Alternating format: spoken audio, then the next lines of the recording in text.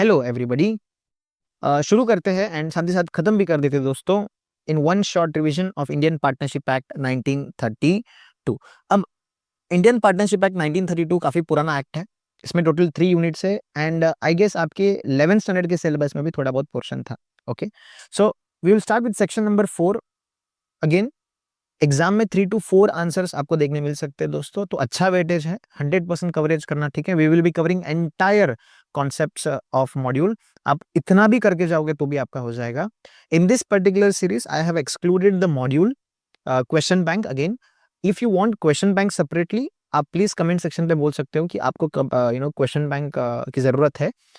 In that case मैं क्या कर दूंगा, क्वेश्चन बैंक का एक separate video of Indian partnership act add कर दूंगा। Okay, again I'm going to come up with how to write answers, so if you are looking forward to it, please comment about the same.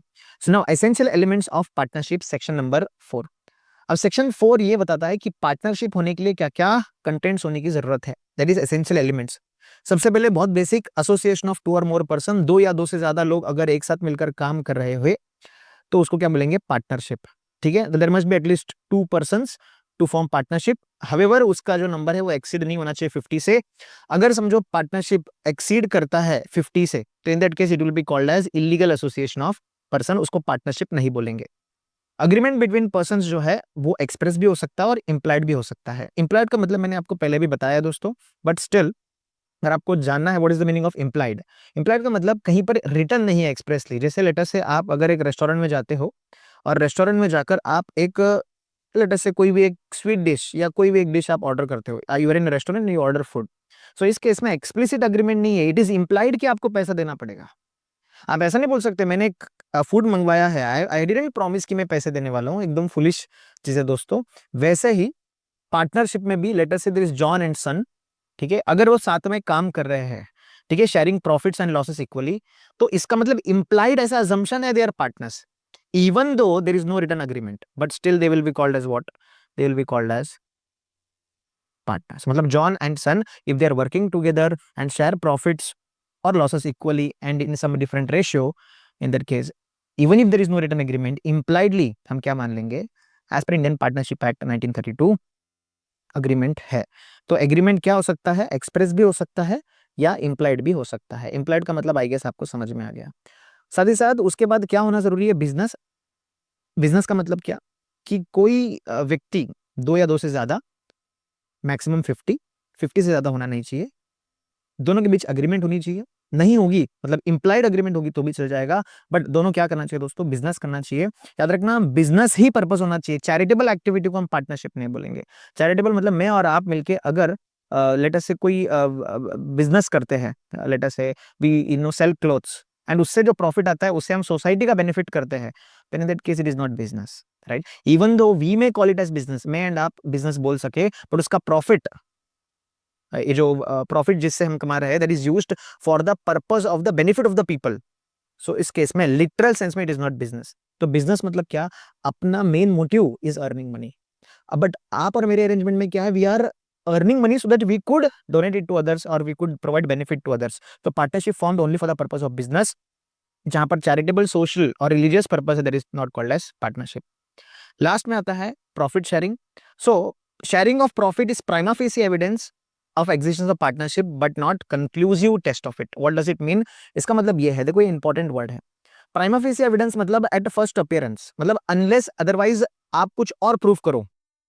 Late us से आप और मेरे बीच में profit sharing का agreement है, आप और मेरे बीच में ऐसा बोला जा सकता है पार्टनरशिप है, but just on the basis कि हम दोनों के बीच में प्रॉफिट एंड लॉसेस का अग्रीमेंट है, वी कैन नॉट कंक्लूड कि हमारे बीच पार्टनरशिप है। ठीक है ना, और भी एविडेंसेस आपको देखने पड़ेंगे and then only we can conclude what कि हम दोनों के बीच में पार्टनरशिप है। तो प्राइमा फेसी एविडेंस मतलब क्या, कि एट फर्स्ट अपीयरेंस ऐसा लग सकता है, अनलेस अदरवाइज हम कुछ और प्रूव करें, फर्स्ट अपीयरेंस में ऐसा लग सकता है कि हमारे बीच में है क्या है, एग्जिस्टेंस ऑफ पार्टनरशिप। ठीक है, but it is not a conclusive test of it, conclusive test नहीं है। एक एग्जांपल है, एक फेमस एग्जांपल है दोस्तों। लेट अस से फॉर एग्जांपल, एक व्यक्ति है जिसके 2 बेटे हैं, ठीक है। अब इस व्यक्ति ने ये दोनों को अपना पीस ऑफ लैंड दे दिया, आधा आधा। नाउ इसमें इस पीस ऑफ लैंड से जो रेंट आता है, ये दोनों सन्स इक्वली बांट लेते हैं. There is sharing of rent, yes और no? So can I say both are partners? No दोस्तों, वेरी गुड. क्यों नहीं बोलेंगे? Even though there is sharing of profits, even though there is sharing of rent, there is no business. So हम ये नहीं बोल सकते just because partners they are sharing profits, we can not say they are into partnership as per partnership act 1932. It is not a conclusive evidence, it is a prima facie evidence. Eight first appearance ऐसे लग सकता है कि हाँ ये दोनों partners हैं, but it is not a conclusive evidence. इसके बारे में और डिटेल में हम आगे पढ़ेंगे लास्ट में. तो सर क्या हम उनको पार्टनर्स बोल सकते हैं क्या, जो दो व्यक्ति साथ मिल रहे हैं, दोनों मिलकर काम कर रहे हैं, ठीक है? लिमिट भी जो 50 से ज्यादा क्रॉस नहीं हो रहा. चलो मैं सारे पॉइंट्स आपको बताते चाहता हूँ, आप मुझे बताना, ठीक है? लेट अस से दो व्यक्ति है, ठीक है, डज नॉट एक्सीड 50, बराबर है, ये एग्री कर लिया. दोनों ने क्या बना लिया है, अग्रीमेंट भी एंटर कर लिया है, okay? And they are doing business, they are earning profit, ठीक है, and they are sharing profit equally. Can I say they are they are partners as per Indian Partnership Act 1932? There is one important element missing, that is what? Mutual agency. ठीक है, मतलब अगर ये सारी चीजें होगी ना दोस्तों, ये सारी चीजें होगी तो भी हम पार्टनर्स नहीं बोलेंगे, अगर ये एक एलिमेंट मिसिंग है, that is called as mutual agency. देखो mutual agency, so mutual agency का मतलब क्या है? Business carried on by all और any of them acting for all.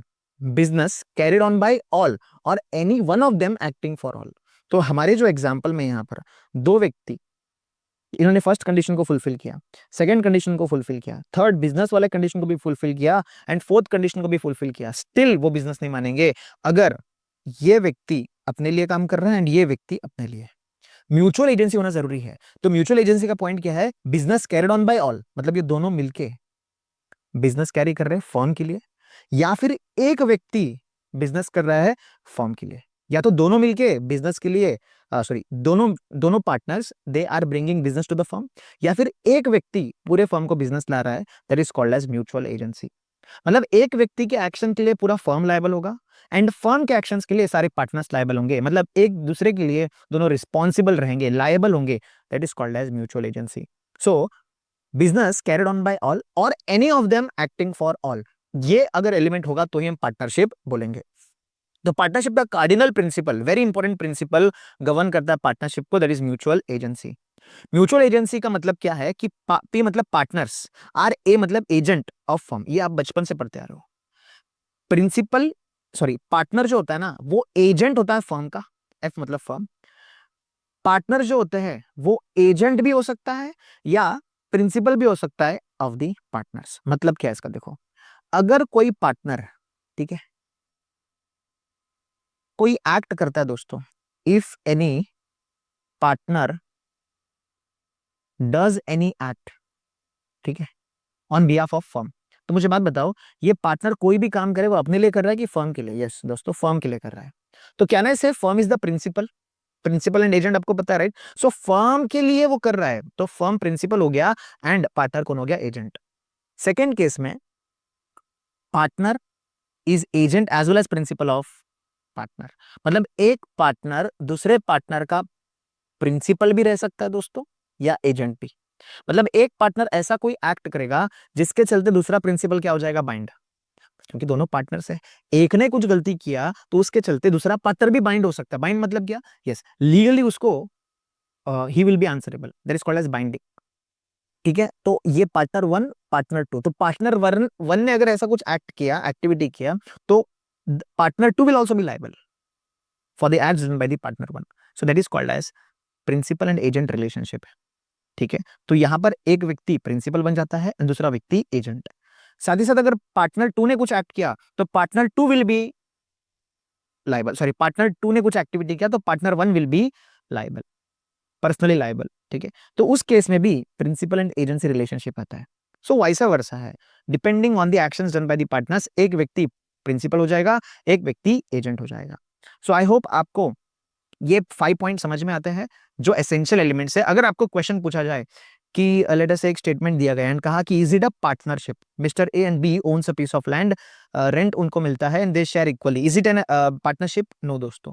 सो आप क्या लिखोगे सबसे पहले, it is an association of 2 or more person. Agreement होना चाहिए, या तो इंप्लाइड या तो एक्सप्रेस। बिजनेस होना जरूरी है। सिर्फ sharing of profit is a prima facie evidence but not conclusive evidence. फिर उसके बाद mutual agency is an important element, मतलब business carried on by all और any one of them acting for all. Okay जी।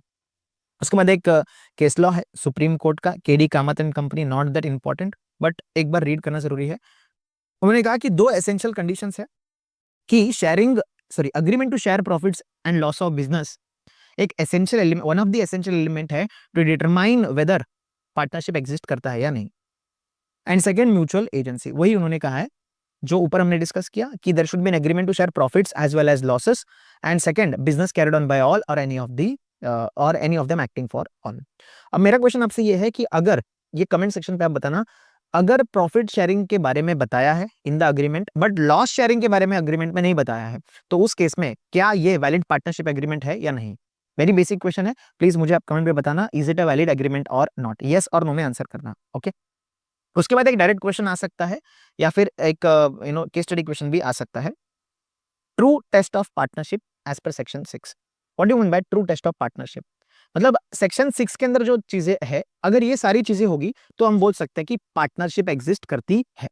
ये सारी चीजें होगी section 6 के अंदर। देखो सेक्शन 4 में एसेंशियल एलिमेंट्स था, अब सेक्शन 6 क्या करता है, टेस्ट करता है। मतलब पर्टिकुलर क्वेश्चन आ गया एंड उसमें सेक्शन 6 के सारे एलिमेंट्स हैं, तो उस केस में हम बोलेंगे पार्टनरशिप है।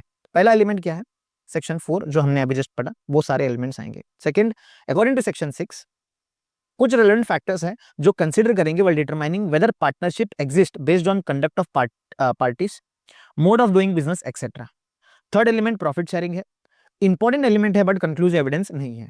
ठीक है, तो कुछ एग्जांपल्स, सॉरी, कुछ एग्जांपल्स दिए गए हैं जहां पर इन्होंने ये कहा है कि प्रॉफिट शेयरिंग एग्जिस्ट करता है बट स्टिल वो पार्टनरशिप नहीं है। मतलब एक तरीके से सेक्शन 4 ही आपको लिखना है। ठीक है, बट आपको ये चीज पे ज्यादा फोकस करते हुए लिखना है कि profit sharing is important but not conclusive, it is a prima facie evidence but not conclusive evidence. तो फॉलोइंग केसेस में पार्टनरशिप एग्जिस्ट नहीं करता even if profit sharing exist करता है। पहला, अ लेंडर ऑफ मनी, समझो फॉर एग्जांपल एक SBI bank है जिन्होंने मुझे एंड मेरे पार्टनर को बिजनेस चलाने के लिए पैसे दिए। अब मैं जैसे जैसे प्रॉफिट होता है उसका हिस्सा मेरे एसबीआई बैंक को दे देता हूँ दोस्तों, एज अ इंटरेस्ट या principal repayment. Can I say the SBI bank is my partner? No दोस्तों, very obvious, because there is no mutual agency, that is business carried on by all और any of them acting for all. मैं कुछ act करूंगा उसमें SBI की कोई liability नहीं होगी दोस्ती। हाँ ना, हाँ या नहीं, हाँ या नहीं। तो यहाँ पर मेरे एक्शंस एसबीआई को इफेक्ट नहीं करेंगे एंड एसबीआई के एक्शंस मुझे इफेक्ट नहीं करेंगे, तो there is no mutual agency, so there is no partnership. A servant और agent act in his remuneration, let us say मेरे ऑर्गेनाइजेशन में कोई एम्प्लॉय है who is working in a basic salary, so that person is again not a partner, he is just an employee. So again यहाँ पर mutual agency नहीं है। A window और child of deceased partner, मतलब अगर समझो मैं पार्टनर हूँ किसी ऑर्गेनाइजेशन का and if I die, so my wife, widowed wife, right, so she again cannot be there is no mutual agency again, मतलब मेरी wife will not be liable for the acts done by the other partner, right. So मेरे wife ने कुछ act किया तो my partners will not be liable, so there is no mutual agency. So my widow, unless and until agreement में कुछ और लिखा है, कॉन्ट्रैक्ट रिन्यू हुआ है, वो बात अलग है। जब तक मैं कुछ एक्ट कर रहा था माय पार्टनर्स वर लायबल, मेरे पार्टनर्स कुछ कर रहे थे, I was liable, but if I die my wife will not be liable for the acts done by my partners. The okay, ये वाला पार्ट आप एक बार रीड करो। The previous owner of the part of business as the consideration for the sale of goodwill, मतलब कैसे होता है कि फॉर एग्जांपल एबी एसोसिएट्स है, ठीक है, एबी एसोसिएट्स एक पार्टनरशिप फर्म था, उन्होंने अपना बिजनेस, अपना गुडविल जो है वो सेल कर दिया, ठीक है, टू बीसी एसोसिएट्स। अब बीसी एसोसिएट्स क्या करता है, उनके प्रॉफिट में से हर बार, लेट अस से 100 रुपीज का प्रॉफिट होता है तो 20% ऑफ प्रॉफिट वो क्या करते हैं, एबी एसोसिएट्स को ट्रांसफर करते हैं। ठीक है, गुडविल का इंस्टॉलमेंट की तरह, मतलब एक साथ उन्होंने पेमेंट नहीं किया, एबी एसोसिएट्स ने अपना गुडविल सेल कर दिया टू बीसी एसोसिएट्स, तो BC associates is are suppose to pay money, yes और नो। तो उस केस में BC associates and AB associates के बीच में ऐसा कॉन्ट्रैक्ट हुआ था कि ये लोग इंस्टॉलमेंट में पे करेंगे। तो बीसी एसोसिएट्स को जैसे जैसे प्रॉफिट होता है ना, उसका 20% they pay to AB associates. Now tell me, this is just a installment repayment, right, yes और नो। गुडविल का रीपेमेंट करें ना, गुडविल का जो पेमेंट बचा है वो they are paying it, so this is not again there is no mutual agency again, यहाँ पर शेयरिंग ऑफ प्रॉफिट है, समझ में आया? So in all the cases जो भी हमने डिस्कस किया, there is something missing that is called as mutual agency, क्योंकि एबी एसोसिएट्स कुछ करेगा ना अभी, तो BC associates will not be liable. So can I say कि यहाँ पर in all the above cases fifth element mutual agency, ठीक है, फिफ्थ एलिमेंट, ये गलत लिखा है यहाँ पर, फिफ्थ एलिमेंट म्यूचुअल, अच्छा यहाँ सही से लिखा है, is absent, that is mutual agency, ठीक है, इन all the above cases fifth element that is mutual agency is absent. I hope this is understood, ठीक है। तो यहाँ पर अगेन सुप्रीम कोर्ट का एक केस लॉ है दोस्तों, ठीक है। अब यहाँ पर हुआ क्या, यहाँ पर ये हुआ है कि ये सारे केसेस आपके केस लॉ में पूछा जा सकता है, ठीक है। जैसे no return records of partnership terms, कोई रिटर्न रिकॉर्ड ही नहीं है पार्टनरशिप टर्म्स का, कोई अकाउंट से शेयर नहीं है, बुक्स ऑफ अकाउंट से शेयर नहीं है, कोई बैंक अकाउंट बनाया नहीं है जॉइंट अकाउंट, या कोई फॉर्मल नोटिफिकेशन भी नहीं दिया गया कोई स्पेसिफिक अथॉरिटी को कि हमने पार्टनरशिप बनाया हुआ है, से गुमस्ता लाइसेंस वगैरह लगता है when you conduct a business, ये सारे ट्रांजेक्शन ही नहीं है, तो उस केस में आपके पास कोई प्रूफ ही नहीं है दैट बिजनेस या पार्टनरशिप एग्जिस्ट। तो पार्टनरशिप एग्जिस्ट नहीं होगी, ऐसे सनित्य दास गुप्ता वर्सेस मुजम्मुल के केस में कंक्लूड किया by supreme court. I hope you understand, ठीक है। Again it is a read and live, या इतना इंपॉर्टेंट केस लॉ नहीं है। नाउ डिस्टिंग्विश बिटवीन का ये कंप्लीट समरी है। ये समरी मैं आपको डिस्कस नहीं करूंगा, समरी आप खुद से सेल्फ स्टडी करना। I will be going I will be revising with the detailed part, ठीक है। Partnership versus joint stock company. Now what is, again it is very easy, what is a joint stock company? जो normal company हमने पढ़ा section 2 के तहत, right. Section 2 में company means a company incorporated under this act और any other previous company law, that is company, right. So वो company की बात कर रहे हैं, पार्टनरशिप, ठीक है। सो लीगल स्टेटस दोस्तों, एल से क्या आता है? Legal status. बताओ क्या पार्टनरशिप एक लीगल स्टेटस है? नहीं, it is not a separate legal entity, मतलब partnership and partners are one and the same, no separate legal entity, personality is distinct from its members, ठीक है। नो सेपरेट लीगल पर्सनालिटी, मतलब partners and partnership एक ही मानेंगे। Reliance and Mukesh Ambani both are different persons, hence it is a separate legal entity. बहुत basic है, तो fast में जा रहा हूं दोस्तों। एजेंसी, क्या प्रिंसिपल एंड एजेंट रिलेशनशिप होता है? यस, एवरी, अभी जस्ट हमने बताया mutual agency, every partner is a principal and agent of other person and so on. But जो शेयर होल्डर्स होते हैं जॉइंट स्टॉक कंपनी में, देखो आपको ना मैं थोड़ा आइडिया दे देता हूँ, अगर आप लोग को नहीं पता जॉइंट स्टॉक कंपनी मतलब क्या है। एक कंपनी है जैसे रिलायंस कंपनी, बराबर है। अब रिलायंस कंपनी में बहुत सारे शेयर होल्डर्स होते हैं, हाँ या नहीं? इस शेयर होल्डर्स को क्या बोलते हैं? मेंबर्स।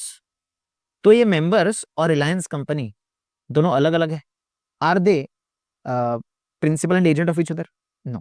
मतलब मेंबर्स कुछ काम करेंगे जिसके चलते क्या Reliance company will be liable? No. मतलब लेट अस से आज मैंने 2000 या 3000 का एक रिलायंस का शेयर बाय कर लिया, अब मैं कुछ एक्ट करता हूँ, एक्टिविटी करता हूँ, तो Reliance company will be liable? No, Reliance company will not be liable, ठीक है जी। So members are not agents of other members of the और द कंपनी। लायबिलिटी, अगेन दोस्तों अनलिमिटेड लायबिलिटी होती है यहाँ पर, ये आपको पता ही है। अनलिमिटेड लायबिलिटी मतलब आपके पर्सनल एसेट्स भी चले जाएंगे, ठीक है।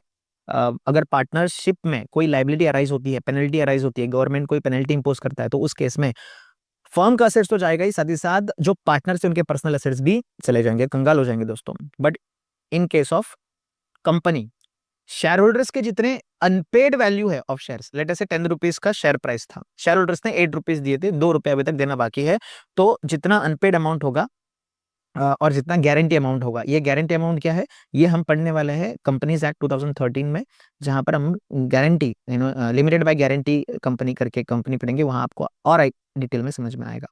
Profit distribution as per partnership deed, but again एक तरीके से पार्टनर्स के ऊपर है कि पार्टनरशिप प्रॉफिट डिस्ट्रीब्यूट करना है या नहीं, depends on partnership deed. Optional है इन कंपनी डिविडेंड्स, अगर डिक्लेयर करना चाहो तो कर सकता है, नहीं करना चाहो तो नहीं कर सकते, कंपनी के ऊपर कोई मैंडेटरी ऑब्लिगेशन नहीं है।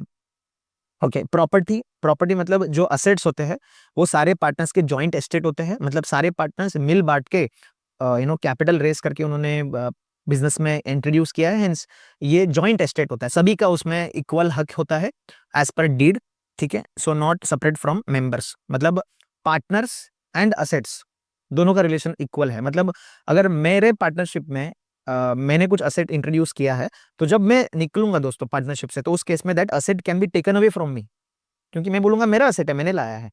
But can Mukesh Ambani do that? No. Mukesh Ambani is a member of the Reliance company. So separate legal status के चलते Mukesh Ambani cannot take any asset from the Reliance industry. समझ में आया? Even if he is the founder. समझ में आ रहा है? So because of a separate legal existence, तो company property separate from members. ठीक है, जैसे लेटर से मैंने 3-4 हजार के कल शेयर्स परचेस कर लिए, तो मैं क्या परसों जाके मैं बोलूंगा I am the owner of the company and मैं असेट लेकर जा सकता हूँ? नहीं दोस्तों. तो इन्होंने कहा कि company property separate from members property. क्या मैं मेरा पार्टनरशिप का जो शेयर है, क्या मैं किसी और पार्टनर को ट्रांसफर कर सकता हूं? कर सकता हूं दोस्तों, with the consent of all the partners. Without consent of all partners मैं ट्रांसफर नहीं कर सकता. शेयर होल्डर्स क्या अपने शेयर्स ट्रांसफर कर सकते हैं? Yes, subject to articles. Subject to articles मतलब क्या? अगर पब्लिक कंपनी होगी तो इजीली लिस्टेड होती है. लिस्टेड अनलिस्टेड के केस में आप इजीली ट्रांसफर कर सकते हो.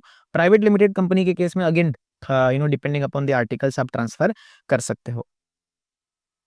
अगेन शेयर होल्डर्स ट्रांसफर करना मतलब अपने शेयर के जो ओनरशिप है उसको ट्रांसफर करने की बात हो रही है. ओके, फिर आता है मैनेजमेंट. सारे के सारे partners are entitled to be in the management. Again सारे पार्टनर्स को मैनेजमेंट में एंटाइटल रहना पड़ेगा, काम करना पड़ेगा, unless they are sleeping partner. याद रखना, शेयर होल्डर्स बिल्कुल काम नहीं करते, वो सिर्फ वोट करते हैं. बाकी के जो बोर्ड ऑफ डायरेक्टर्स होते हैं they run the company. Registration again in Maharashtra it is compulsory, बाकी कहीं पर पार्टनरशिप कंपलसरी नहीं है. रजिस्ट्रेशन, विदाउट रजिस्ट्रेशन कंपनी बनी नहीं सकती दोस्तों. ठीक है, सो मैंडेटरी है. ओके, डेथ या इंसॉल्वेंसी के केस में डिसोल्यूशन हो जाएगा पार्टनरशिप का. बट याद रखना, परपेचुअल सक्सेशन करके कोई चूज एक कॉन्सेप्ट है in companies act. Even if members die, जैसे मुकेश अंबानी जी का डेथ हो जाता है तो अनंत अंबानी चलाएंगे. अनंत अंबानी जी का डेथ हो जाएगा तो other members will come and they will run the organization. The board of directors run the organization. ठीक है, सो यहाँ पर डेथ या इंसॉल्वेंसी से डिसोल्यूशन नहीं होता. एनसीएलटी क्या कर सकती है? नेशनल कंपनी लॉ ट्रिब्यूनल करके एक ट्रिब्यूनल है, वो स्ट्राइक ऑफ करेंगे तो ही डिसोल्यूशन होगा. किसी के डेथ या इंसॉल्वेंसी से किसी मेंबर के डेथ या इंसॉल्वेंसी से कंपनी कभी डिसॉल्व नहीं होती. याद रखना, मैक्सिमम 100 है, limited to rules 50 by rules 2014. याद रखना, देखो ये पुराने के हिसाब से लिमिटेड टू 50 बाय 2014, अब मैक्सिमम 100 कर दिया गया है. आपको आईसीए के हिसाब से आंसर लिखना है दोस्तों, तो आप मैक्सिमम 100 लिखोगे. पहले मैंने आपको 50 बताया बिकॉज एज पर रूल्स 2014 वो बताया गया था. Now in case of a private company maximum 200 है. ठीक है, प्राइवेट कंपनी में अगेन यहाँ पर 1% कंपनी में एक व्यक्ति भी चल जाएगा. प्राइवेट लिमिटेड में 2 व्यक्ति, 2% से भी प्राइवेट लिमिटेड एंटिटी आप स्टार्ट कर सकते हो. इवन 1% भी स्टार्ट कर सकता है. सो कंफ्यूजन दूर करते हैं, मैक्सिमम 200 आप लिख दो. In public company there is unlimited and 1% company में एक. Okay okay, duration dissolve by death, retirement, insolvency and यहाँ पर परपेचुअल सक्सेशन होता है, जैसे मैंने आपको बता दिया दोस्तों. I hope this is understood. ये कंप्लीट समरी है of partnership and joint stock company. Legal status, agency, liability, profit distribution, property, transfer of interest, management, registration, dissolution, members, duration. ठीक है, बहुत बेसिक है दोनों. आप एक बार पीछे आप बैक जाके भी एक बार देख लोगे तो भी हो जाएगा, या फिर आप डायरेक्टली ये जो डिस्टिंग्विश बिटवीन का समरी टेबल है ये भी आप देख सकते हो. ठीक है, तो इसमें समरी में कैसा है देखो, partnership joint stock company, partnership club, partnership versus Hindu undivided family, partnership versus co-ownership and partnership versus association. इसमें कोई भी नए पॉइंट्स नहीं है जो आईसीए मॉड्यूल में नहीं है. इट इज जितना आईसीए मॉड्यूल में है, the only that part has been kept by me. So जहां पर पॉइंट्स नहीं है वहां एनए करके it has been specified. Okay, so आप उसको मेंशन कंसिडर करके चल सकते हो. ओके जी, उसके बाद आता है पार्टनरशिप वर्सेस क्लब. अब क्लब का मीनिंग मैं आपको बता देता हूँ. What is club? देखो, क्लब एक तरह से हो सकता है कि to for the benefit of the people, for the mutual benefit of the people, likely minded people come together. जैसे फॉर एग्जांपल सोहो हाउस करके एक हाउस है जहां पर एंटरप्रेन्योर्स आते हैं. ठीक है, जो भी स्ट्रगलिंग या वेल एस्टेब्लिश्ड एंटरप्रेन्योर्स है वो सब आते हैं and they help each other out. So यहाँ पर प्रॉफिट मेकिंग इंटेंशन नहीं होता. ठीक है, जैसे सीए क्लब है, एक्चुअल में है ये सारे चार्टर्स जो होते हैं मेंबर्स जो होते हैं they come together, they do some activity and something like that. उसके बाद हार्वर्ड क्लब करके हैं. ठीक है ना, जैसे कॉमेडी क्लब है, all the stand up comedians come and they do something. And Harvard club, all the Harvard pass outs जो भी lawyers है, advocates है, they come together and they do something. This is like a recreational habit that they do, so that they are attached and networking अच्छा हो. So यहाँ पर कुछ club members जो होते थे इनिशिएट, लेटर से मैं आईसीआई का मेंबर हूँ. ठीक है, आई एम लेटर से क्या मैं हूँ आईसीआई का मेंबर, राइट. सो मैं मेरे फ्रेंड्स मिलके समझो सीए क्लब बनाते हैं. तो उस केस में हम चाहते हैं कि चेयर्स वगैरह हम लेकर आए, ठीक है, सीए क्लब में चेयर्स वगैरह लेकर आए, सो सारे मेंबर्स बैठे बात करें, स्टेज बनाए, तो उस केस में क्या लगेगा, पैसा लगेगा। तो व्हाट वी डू इज, हम एक 10 से 20 चार्टर्ड अकाउंटेंट्स को बोलते हैं कि आप क्या करना, पैसे कंट्रीब्यूट करके ये सारे अरेंजमेंट हम कर सकते हैं, जैसे स्टेज बना सकते हैं, चेयर बना सकते हैं। तो उस केस में सारे असेट्स इक्वली सारे मेंबर्स क्या करते हैं, कंट्रीब्यूट करके लेकर आते हैं, ठीक है। अब आप बताना, लेट अस से किसी क्लब मेंबर ने प्लान किया to leave the club, would you think कि वो क्लब मेंबर बोलेगा कि ये जो पर्टिकुलर पोडियम है या पर्टिकुलर चेयर है ये मैं लेकर जाऊंगा जाते वक्त, ठीक है। The answer lies with in you only, आप खुद ही सोचो। तो यहाँ पर वही बताया गया है, what is partnership, partnership is association of person for profit of business. यहाँ पर एसोसिएशन फॉर बेनिफिशियल पर्पस, जैसे health recreation and intention profit का नहीं होता। Relationship, partners are agents and principals for of each other, यहाँ पर कोई agency relationship नहीं होता in case of a club. Partners have interest in firms property, obviously बात है, मेरा पार्टनरशिप फर्म है, मेरा इंटरेस्ट होगा in the partnerships property, right. So let us say मेरे पार्टनरशिप में एक प्रोजेक्टर है, एक एसी है, so if I leave I will say it कि मुझे इसका पैसा चाहिए because I have contributed into this as a capital. Members का कोई इंटरेस्ट नहीं होता in the club property. If I leave the club, मैं नहीं बोलूंगा कि मुझे मैं बोल ही नहीं सकता, ठीक है ना, that is not right. And सबने पैसे दिए हैं तो it can not be done, I can not take away an asset from the club, right. So सभी का है वो। Dissolution, change in the partners affects its existence, किसी का डेथ अगर हो गया, इंसॉल्वेंसी हो गया, तो उस केस में क्या हो जाएगा, डिसोल्यूशन हो सकता है पार्टनरशिप का। But change in members doesn't affect its existence, members के चेंज होने से क्लब में कोई दिक्कतें नहीं आएंगी दोस्तों। लेट अस से इफ आई गो अवे, तो उस केस में क्लब डिसॉल्व नहीं होगा, पीपल आर देयर, क्लब में लोग हैं तो क्लब विल रन, ओके जी। Now partnership and Hindu undivided family. अब हिंदू अनडिवाइडेड फैमिली में एक कॉन्सेप्ट है, ये आपने पहले भी समझा होगा, but I will just explain. There is someone called as karta, ठीक है, एंड ये कुछ करता है दोस्तों जिसके वजह से इसकी फैमिली बड़ी हो जाती है दोस्तों। तो कर्ता is the senior most member of the family. So let us से इनको होती है सन एंड डॉटर, ठीक है। अब सन ने किसी को मैरी कर लिया, ठीक है, अब डॉटर ने भी किसी से मैरी कर लिया, ओके।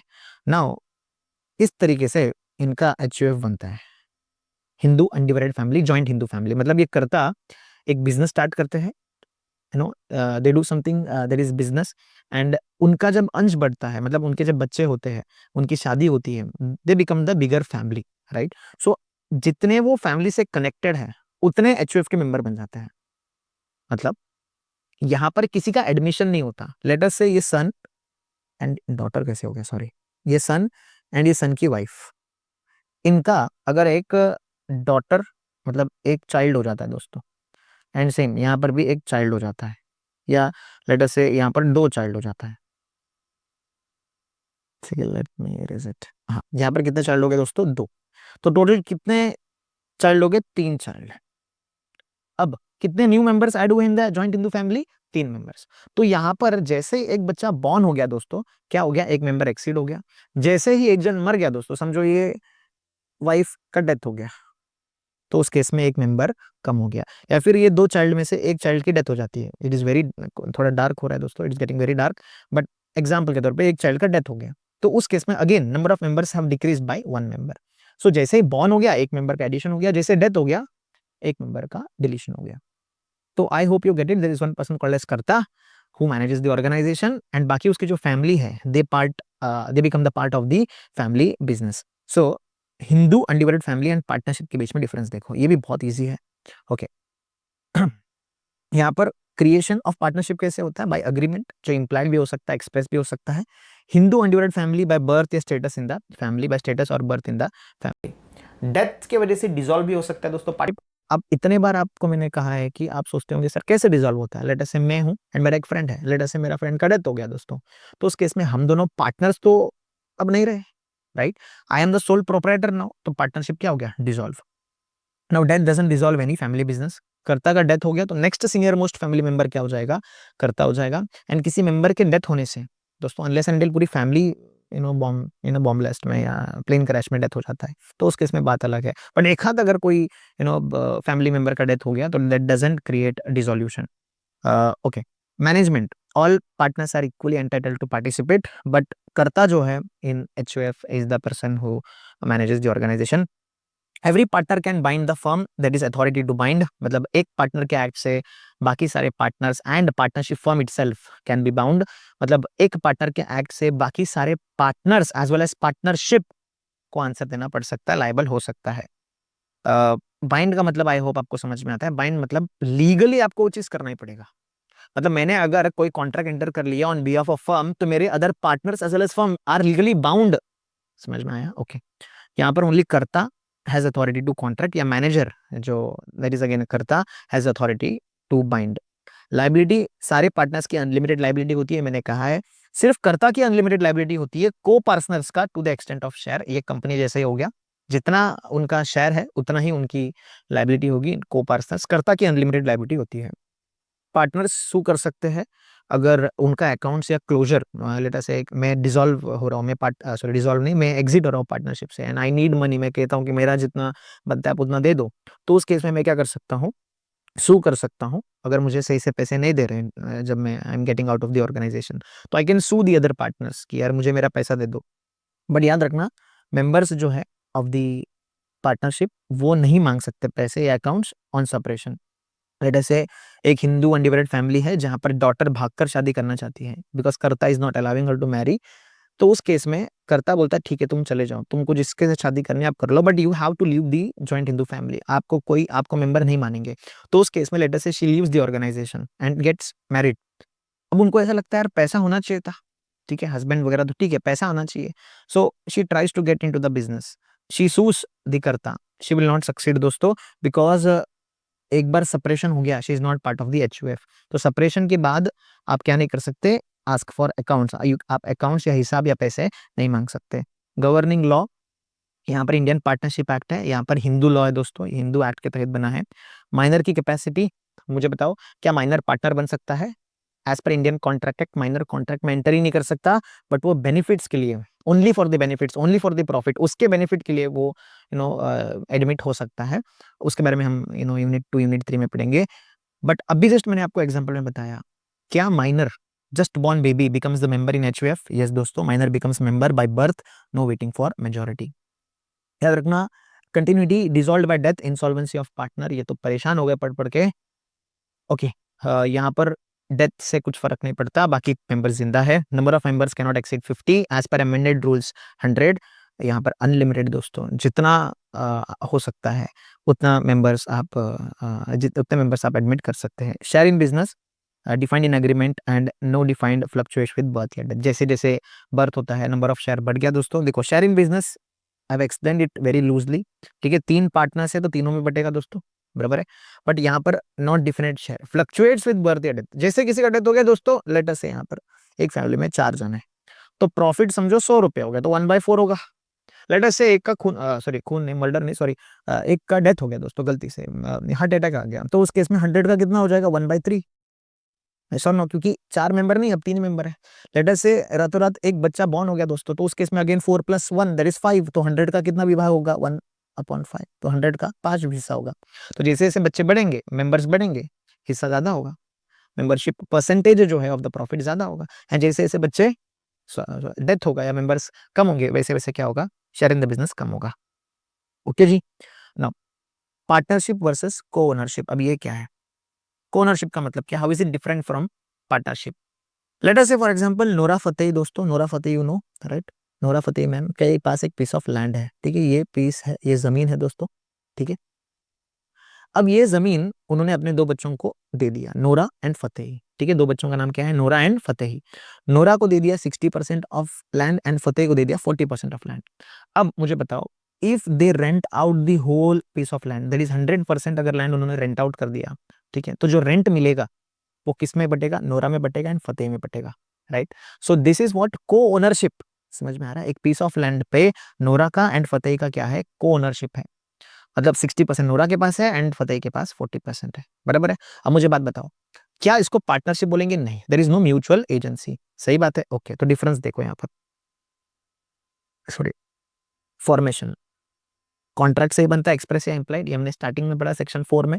को ओनरशिप अग्रीमेंट से भी बन सकता है या फिर ऑपरेशन ऑफ लॉ, मतलब अगर ये अग्रीमेंट के द्वारा बनाया, मतलब नोरा ने और फतेही ने परचेज कर लिया, 60% पैसा किसने दिया? नोरा ने, एंड फतेही ने 40% पैसे दे दिए। तो उस केस में ये दोनों के बीच में क्या बनेगा? अग्रीमेंट। बट समझो अगर नोरा फतेही का डेथ हो गया दोस्तों, तो by law, by inheritance, inheritance मतलब नोरा फतेही के विल में ऐसा लिखा होगा कि मेरे 2 बच्चों को, नोरा को एंड फतेही को, ये प्रॉपर्टी 60 एंड 40% पे बांट दिया जाए। तो इसके चलते ऑपरेशन ऑफ लॉ, इनहेरिटेंस के चलते दोनों को मिल जाएगा। Implied agency, what do mean by implied agency? Partner is agent of other partners. Agency, इसका मतलब मैंने बताया था। Co-owner is not an agent of other co-owners. Co-owner is not an, मतलब आपस में कोई म्यूचुअल एजेंसी नहीं है यहाँ पर। नोरा एंड फतेही के बीच में कोई म्यूचुअल एजेंसी नहीं है। नोरा ने अगर कोई काम किया तो कोई भी ऐसा गलत काम कर दिया तो Fatehi will not be liable, and Fatehi ने ऐसा कुछ काम कर दिया तो Nora will not be liable. Nature of interest, profit losses क्या करेंगे? शेयर करेंगे, ठीक है। Co-ownership does not necessary involve sharing of profit या लॉसेस। यहाँ पर बिजनेस ही नहीं है दोस्तों, तो शेयरिंग ऑफ प्रॉफिट की तो बात ही नहीं आई। ट्रांसफर ऑफ इंटरेस्ट, मुझे बात बताओ, क्या मैं मेरे पार्टनरशिप में, अगर मेरा जो पर्टिकुलर पार्टनरशिप का शेयर है, लेट अस से आई होल्ड 50% पार्टनरशिप, क्या मैं मेरा शेयर मेरे पार्टनर को बिना पूछे can I transfer? No. Let us से वी बोथ आर पार्टनर्स, मैंने मेरा शेयर किसी थर्ड पार्टी को सेल कर दिया विदाउट टेकिंग परमिशन या without even informing you. I cannot do that. I cannot sell it to someone else. So transferring requires full consent of all partners. सारे partners का consent लगेगा, and अगर उन्होंने consent दिया तो ही मैं ट्रांसफर कर पाऊंगा। इन केस ऑफ कोनरशिप, कोनरशिप देखो, नोरा चाहे तो किसी को भी सेल कर सकती है, उसमें फतेही कुछ बोल नहीं सकती, तो कोनर में transfer without others consent. Partnership versus association दोस्तों, नाउ आपके मन में एक डाउट आएगा, सर एसोसिएशन और क्लब में फर्क क्या है? देखो, क्लब क्या है? जैसे सीए का क्लब है, that is club, right? So what is association? ICAI, Institute of Chartered Accountants of India, it is an association, right? जैसे the Bar Council of India, ये क्या है? एसोसिएशन है। ICAI, ये क्या है? एसोसिएशन है। आपको समझ में आ रहा है? ओके। तो इनका मेन ऑब्जेक्टिव क्या है? प्रमोटिंग, कुछ चीज को प्रमोट करना। जैसे बार काउंसिल ऑफ इंडिया का काम क्या है दोस्तों?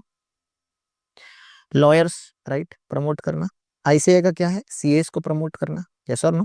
तो इन सबका ऑब्जेक्टिव थोड़ा डिफरेंट होता है। Club is a recreational, for mutual benefit of the people, and club association जो है, it is formed by special act for for particular purpose, for achieving certain purpose. Partnership, again meaning क्या है? Relationship of agency between two persons. What is association?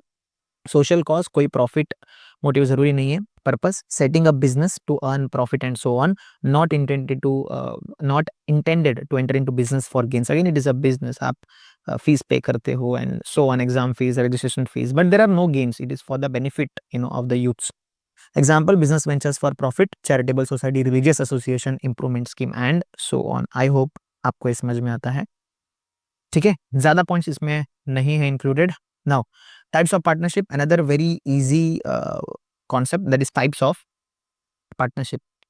सबसे पहले partnership at will. Partnership at will का मतलब मैं पहले आपको explain कर देता हूँ। पार्टनरशिप एट विल मतलब सारे पार्टनर्स या 2 or 3 partners come together in a partnership and they start their partnership without any idea कि कब इसको खत्म करना है। That is partnership at will. So partnership will be called as partnership will, where partnership के पास fixed period of time नहीं है, does not have a fixed period of time, मतलब कब पार्टनरशिप खत्म होगा उनको कुछ आइडिया ही नहीं है। कोई प्रोविजन ही नहीं बनाया गया when and how partnership will come to an end, कब पार्टनरशिप खत्म होगा उसका कोई प्रोविजन ही नहीं है, ठीक है? बट क्या कोई भी एक पार्टनर बीच में आउट ऑफ नोवेयर ये बोल सकता है कि मुझे डिसॉल्व करना है? यस। देखो, essence of partnership at will कि ये है कि either of the partner upon open कर सकता है dissolving the partnership by giving notice written to all partners. मतलब मैं और मेरा फ्रेंड, और समझो मेरे साथ, हमारे साथ 3 से 4 और पार्टनर्स हैं, तो मैं चाहूँ तो ओपन कर सकता हूँ dissolution by giving notice to all the other partners कि डिसॉल्व करना है भाई, मुझे अब नहीं रहना पार्टनरशिप में। आप भी चाहो तो आप निकल सकते हो, याद रखना। तो फर्म कब डिसॉल्व हो जाएगी, ये इंपॉर्टेंट है। फर्म डिसॉल्व हो जाएगी on the date mention in notice. तो अगर मैंने नोटिस में लिख रहा है कि 1 अक्टूबर को डिसॉल्व होना है, एंड आप लोग बताओ क्या करना है, तो 1 अक्टूबर को क्या हो जाएगा? डिसॉल्व। बट समझो अगर नोटिस का डेट बताया नहीं है इन नोटिस, नोटिस में मैंने डेट बताया नहीं है of the dissolution, then in that case जो कम्युनिकेशन होगा ऑफ द नोटिस, मतलब मुझे डिसॉल्व होना था 1 अक्टूबर को, हाँ या नहीं? तो मुझे उस पार्टनरशिप से निकलना था, डिसॉल्व होना था। तो मैंने अगर नोटिस में लिख दिया 1 अक्टूबर, ठीक है, तो उस केस में डेट ऑफ डिसोल्यूशन क्या होगा, 1 अक्टूबर।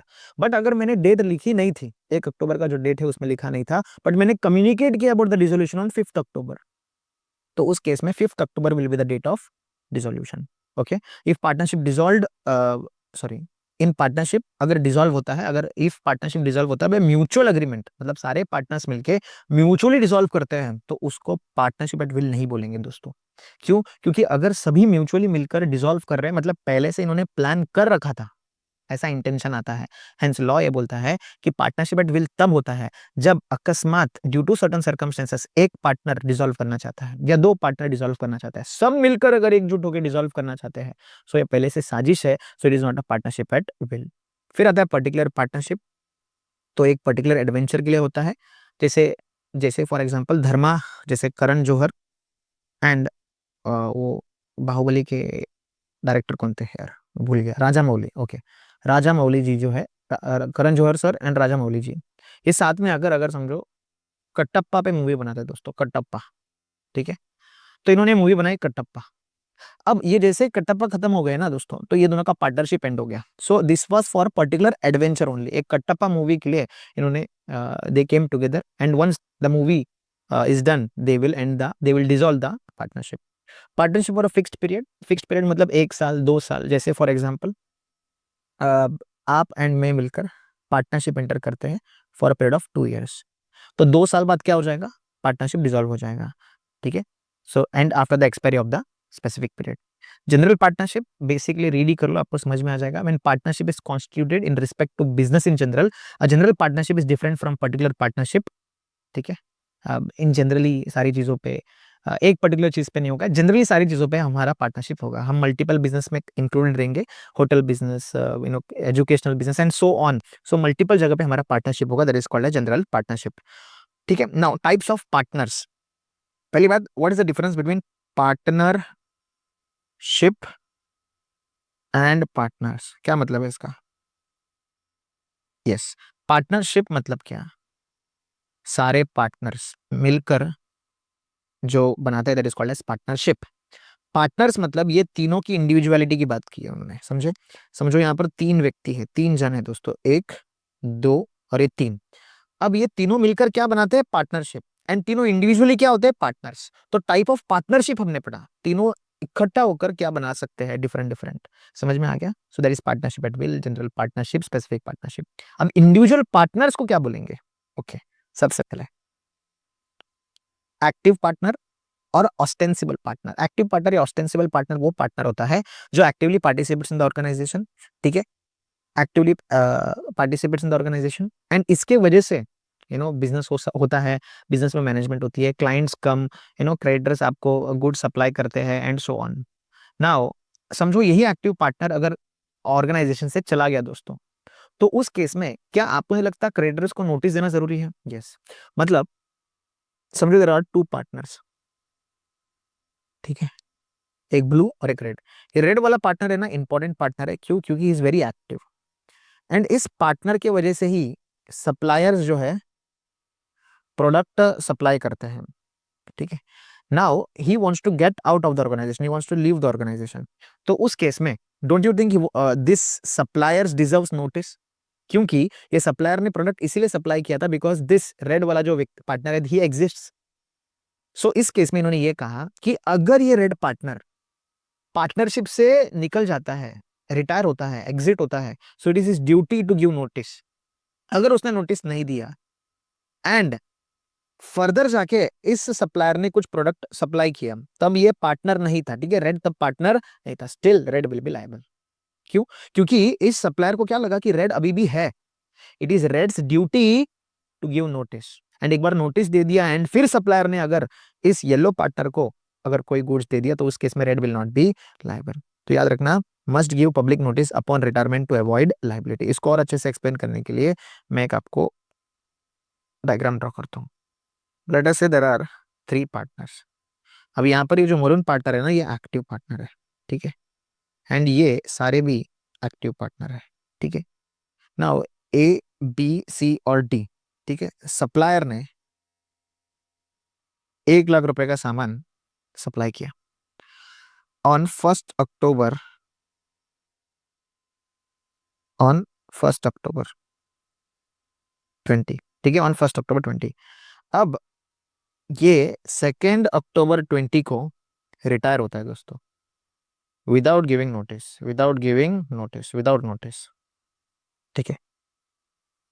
सप्लायर ने अगेन 3 अक्टूबर को 2 लाख रुपीज का प्रोडक्ट जो है सप्लाई किया। बाद में 4 अक्टूबर को ये जो मरून वाला पार्टनर है, डी पार्टनर, 4 अक्टूबर 20 को नोटिस दिया जाता है बाय डी टू सप्लायर। 4 अक्टूबर।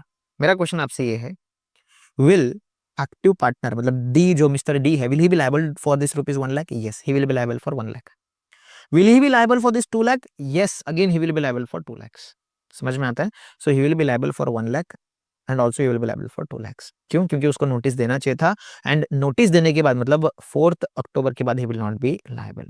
तो यहाँ पर वही लिखा है, देखो आ गया। Who partner actively participates in the conduct of business must give public notice upon retirement to avoid liability. Okay, I hope you understand.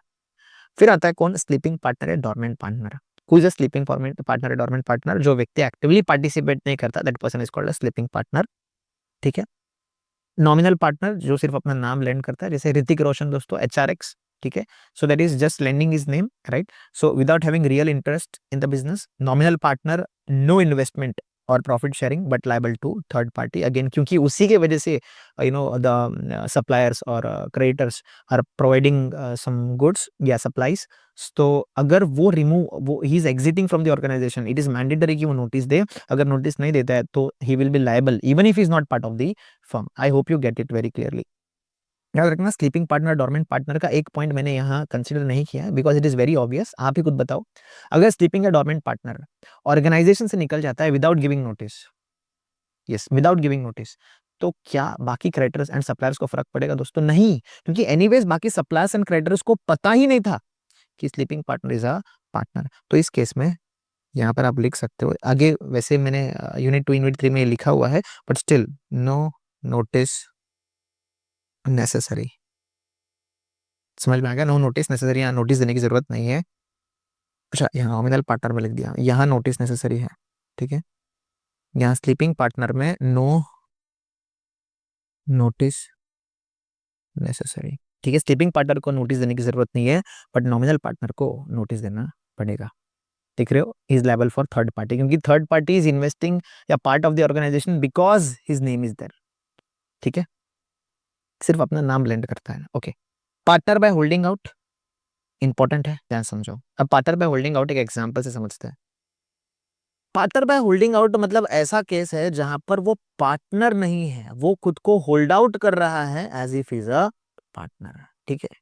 ये 11th में भी आपने किया होगा दोस्तों, बट अभी यार आपको और अच्छे से क्लियर हो जाएगा। रोहन का समझो एक art studio, Rohan art studio, ठीक है, जो बैंकरप्सी के स्टेज पे है। कुणाल करके एक व्यक्ति है जो फ्रेंड है रोहन का, ठीक है, ये रोहन का वो फ्रेंड है, तो इसको सिर्फ हेल्प करता है वो, क्योंकि बेचारा बैंकरप्सी में है, ठीक है। तो अब कुणाल क्या करता है, वो रोहन के सामने, ठीक है, जो रोहन के क्लाइंट्स हैं, अ, वो बताता है कि वो उसका पार्टनर है। किसके सामने? रोहन के सामने। एंड रोहन मना भी नहीं करता, ठीक है। तो Kunal, friend of Rohan, starts telling Rohan's client that he is a partner. तो उसमें एक मिस्टर पटेल करके एक व्यक्ति है जो कुणाल के चार्म से, बोलने के तरीके से या जो भी है, कुणाल से क्या हो जाते हैं, इंप्रेस हो जाते हैं, ठीक है। तो क्योंकि ये आर्ट स्टूडियो था, मिस्टर पटेल को सोनालिसा का एक पेंटिंग चाहिए था। मोनालिसा ने दोस्तों, सोनालिसा। अब कुणाल बोलता है यस, मैं आपको सोनालिसा का पेंटिंग जो है प्रोवाइड करूंगा, यू पे मी सम एडवांस।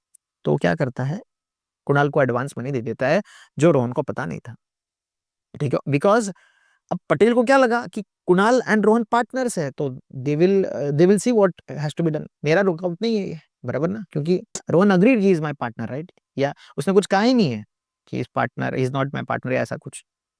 अब कुणाल ने क्या कर लिया, कुणाल ने इस पैसे की चोरी कर ली दोस्तों। मतलब ये इस पैसे को लेकर, जो एडवांस मनी दिया गया था, वो लेकर वो भाग गया। अब बताओ, इज रोहन लायबल? बेचारे के साथ गलत तो हुआ है, बट आप फीलिंग्स के साथ आंसर नहीं कर सकते दोस्तों, yes he is liable, because यहाँ पर मान लिया जाएगा म्यूचुअल एजेंसी है, because act done by one partner will bind the other partner and mutual agency आ गया, हेंस इसकी लाइबिलिटी हो जाएगी। अब पटेल को या तो सोनालिसा का पेंटिंग देना पड़ेगा या तो पैसे देने पड़ेंगे। अब इंग्लिश में समझो, व्हेन, देखो इंग्लिश में, when a person represents himself और knowingly permits himself to be represented as a partner in a firm when in fact he is not, ये कौन हो गया? यस ये, एक मिनट अपन नेम कर लेंगे, रोहन और कुणाल, ठीक है। तो यहां पर अपन नेम लिखते हैं दोस्तों, ये कौन है? कुणाल, कहाँ गया है, कहाँ लिखे हैं? हाँ, कुणाल, ठीक है। So when a person represents himself or knowingly permits himself to be represented as a partner, in fact he is not. He is liable like a partner in the firm to anyone who in the faith of such representation has given credit to the firm. तो यहाँ पर कुणाल तो liable है ही, यहाँ पर वो explain किया है कि कुणाल तो लायबल है ही, मतलब अगर कुणाल को पटेल ने पकड़ लिया दोस्तों, बाय इन्वेस्टिगेशन या बाय पुलिस कंप्लेंट, तो Kunal will be liable. Kunal ऐसे नहीं बोल सकता मैं तो पार्टनर है ही नहीं, Kunal will be liable because he represented himself, held out himself as a partner. Also Rohan will also be liable. तो क्वेश्चन जनरली पूछेंगे ना तो रोहन के बेसिस पे पूछेंगे। प्रोविजन जो बताया गया है कुणाल के नाम से बना है, ठीक है। तो इवन दो कुणाल ऐसा बोलता है कि मुझे रोहन ने ऐसे बताया था to act as a partner, तो मैं क्यों लायबल हूं, ऐसा नहीं बोल सकता, ठीक है। So in that case Kunal will be considered as partner only in case of Patel, ठीक है। अगर कोई और व्यक्ति आता है, समझो मिस्टर एस आता है, तो मिस्टर एस एंड कुणाल का कोई लेना देना नहीं है। मिस्टर एस एंड रोहन का लेना देना हो सकता है, बट कुणाल से कोई लेना देना नहीं है, बिकॉज कुणाल पार्टनर सिर्फ पटेल के केस में था। समझ में आया इसको? तो Kunal held out himself as a partner, hence it is called as partner by holding out या एस्टॉपल। इस केस में जिसने हेल्ड आउट किया वो भी लायबल होगा। एंड सेकेंडली एस्टॉपल वाला केस जो है, अगेन एस्टॉपल, एस्टॉपल मतलब स्टॉप्ड, ठीक है, he couldn't be stopped, okay. तो इसका और एक एग्जांपल मैंने आपको सेल्स ऑफ गुड्स एक्ट में बताया है दोस्तों, साइकिल वाला। I hope you get it. So estoppel again read करते हैं, when a person represents himself, इसको याद करो as it is, when a person represent himself और नोइंगली परमिट्स हिमसेल्फ, ठीक है, to be represented as a partner in a firm, he is liable like a partner, ठीक है ना। कुणाल तो लायबल होगा ही, साथ ही साथ जो एक्चुअल पार्टनर है वो भी लायबल रहेगा। सब पार्टनर, ये देखो आईसीए मॉड्यूल में इसके बारे में नहीं लिखा है, मैंने सिर्फ एक एग्जांपल बताया हुआ है जो कि आप सिंपली रीड कर सकते हो। What is a sub partner, ये रीड करके आप कमेंट में प्लीज बताना what is the meaning of sub partner. ये इंपॉर्टेंट बिल्कुल नहीं है, ठीक है ना। तो आप रीड कर लो, आपको समझ में आ जाएगा। आउटगोइंग पार्टनर, आउटगोइंग पार्टनर जो पार्टनरशिप से निकल रहा है दोस्तों, ये इन डिटेल में हम करेंगे आगे जाके, but still remains liable until public notice of retirement. जब तक वो पब्लिक नोटिस नहीं देगा तब तक ही will be liable even after retirement, ठीक है।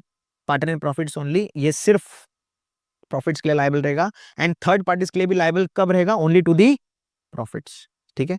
इनकमिंग पार्टनर याद रखना, ये आने वाला पार्टनर है and he will not be liable for the acts done before his admission, okay. Important question, direct question भी पूछा जा सकता है, what is partnership deed and state the contents. Partnership ऐसा एग्रीमेंट है, पार्टनरशिप डीड मतलब क्या, कि दोनों पार्टनर्स के बीच में जैसे फॉर एग्जांपल क्या क्या चीजें होनी चाहिए, दोनों के बीच में अग्रीमेंट होती है, आगे जाके विवाद ना हो, इसलिए आपस में पहले ही डिस्कस करके रखेंगे, ज्यादा बेटर होता है, क्योंकि कल को जाके डिस्प्यूट हो तो हम बोल सकते हैं कि हम दोनों ने अग्री किया था, ऐसा ना। तो पार्टनरशिप डीड में क्या होता है कि आप दोनों के बीच में जिस जिस चीज के बारे में डिस्प्यूट हो सकता है उसका सोल्यूशन पहले से लिखा होता है। आप बोलते हो मेरा 20% प्रॉफिट होगा, ठीक है ना, बट मैं बोलता हूँ नहीं आपका 10% ही प्रॉफिट होगा, बट पार्टनरशिप डीड पे पता चलता है कि आपका तो 40% पार्टनरशिप है, तो आप क्या बोलोगे, मेरा 40% बात हुआ था तो 40% मुझे बनता है।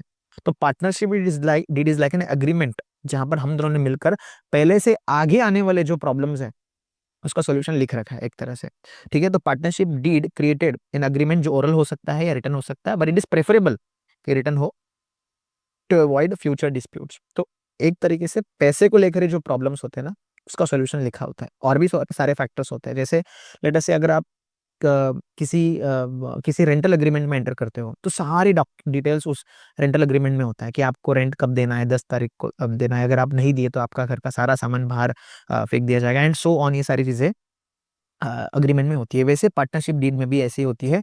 So document contain certain terms and conditions जो रिलेशनशिप के बारे में बताता है of the partners, that is called as partnership deed. So partnership creative partnership deed is a created agreement which can be oral or written. Advisable कि वो written हो, and it contains terms and conditions among the partners which defines the relationship of the partners. आपको लिखना English में है, explanation in Hindi is very easy. Partnership deed में क्या क्या होता है दोस्तों? एक तो नेम होता है, फर्म का नेम. फर्म का नेम क्या हो गया? समझो ABC एंड एसोसिएट्स, ठीक है. पार्टनर का name there is A, B और C. बिजनेस का नेचर क्या है? समझो फॉर एग्जांपल ये कोचिंग इंडस्ट्री में है, ठीक है, coaching industry. Commencement date 1 October 2025. Partnership duration समझो 5 years, but partnership at will होगा तो ये लिखने की जरूरत नहीं है. कैपिटल कंट्रीब्यूशन दोनों का क्या रहेगा, ठीक है, ये इसके बारे में बताएंगे. प्रॉफिट शेयरिंग रेशियो क्या होगा? जैसे शायद तीनों का 1 लाख 1 लाख 1 लाख होगा. प्रॉफिट शेयरिंग रेशियो शायद 1:1:1 होगा.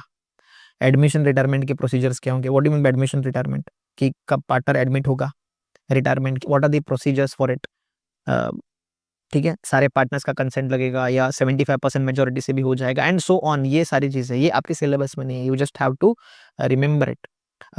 कैपिटल में इंटरेस्ट रेट क्या होगा? अगर सबने 1 लाख कैपिटल दिया है, अगर किसी ने 1 लाख के ऊपर कैपिटल दिया है तो उसमें इंटरेस्ट रेट सेम रहेगा, डिफरेंट रहेगा. ड्राइंग्स के बारे में, drawings what personal with drawings, and loans के बारे में क्या इंटरेस्ट होगा, and so on. Dissolution settlement provisions, partner की सैलरीज और कमीशंस क्या होंगे, राइट. एंड अगर समझो फ्रॉड होता है, अगर किसी ने अपनी ड्यूटी को सही से नहीं कंप्लाई किया तो उस केस में क्या क्या उसके ऊपर एक्शंस लिया जा सकता है, and all those things, because यही सारी चीजें जहां डिस्प्यूट्स हो सकते हैं. So expressed provisions with respect to duty और फ्रॉड, ठीक है. सो अगर कोई ब्रीच ऑफ ड्यूटी, ये ब्रीच ऑफ ड्यूटी नहीं है, ये ब्रीच ऑफ ड्यूटी है. ब्रीच ऑफ ड्यूटी और फ्रॉड, अगर किसी ने काम सही से किया नहीं है, एंड सो ऑन, ठीक है. सो बस यही था आपका unit 1. It is very easy and very short. I've tried to explain it in very detailed. So again, partnership deed में क्या क्या होता है दोस्तों? नेम, सारे पार्टनर्स का नाम. उसके बाद what is the nature of the business, commencement date क्या है, कितने टाइम के लिए है, कैपिटल कंट्रीब्यूशन क्या है, फिर उसका उस पे इंटरेस्ट कितना मिलेगा, प्रॉफिट शेयरिंग रेशियो क्या है, एडमिशन रिटायरमेंट प्रोसीजर्स क्या है, सैलरीज कमीशन, एंड अगर फ्रॉड वगैरह हो गया तो उस केस में क्या प्रोविजंस होंगे. I hope this is understood, and